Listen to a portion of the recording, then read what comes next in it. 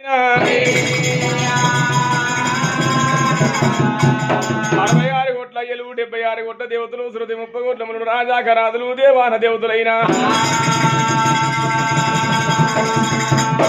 పూర్వకాలమందు ఆడివిల్లనే ఆదిశక్తి ఆడివిల్ల భూశక్తి అమ్మవారు ఆదిశక్తి అమ్మవారైన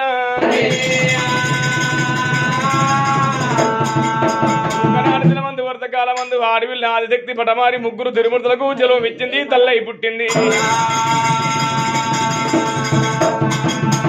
వరుస లోపల ముగ్గురు తిరుమూర్తులకు భార్య అయి పుట్టింది పార్వతమ్మ లక్ష్మీదేవత సరస్వతి ముగ్గురు దాతలకు ముగ్గురు మాతలై పుట్టినారే.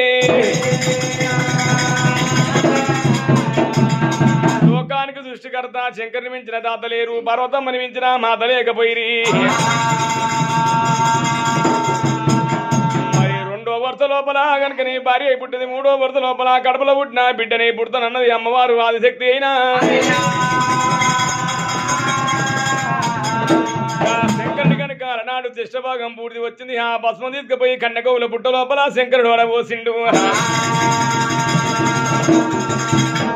ఆ పుట్ట లోపల పూజయి పిండమై ఆకాశమని అండమై పుట్ట లోపల పట్టభద్రుడు ఉండు పట్టభద్రుడు ఇంటి లోపల పరమజ్యోతి అవతారం ఎత్తినాదే. అడ్డముల్లానడు పొడుగు మూలడు పొత్తుల వాళ్ళ అవతారం ఎత్తింది. మరి ఎటువంటి క్యావు క్యావు పిల్ల ఎప్పుడు క్యావరి వెళ్తున్నదో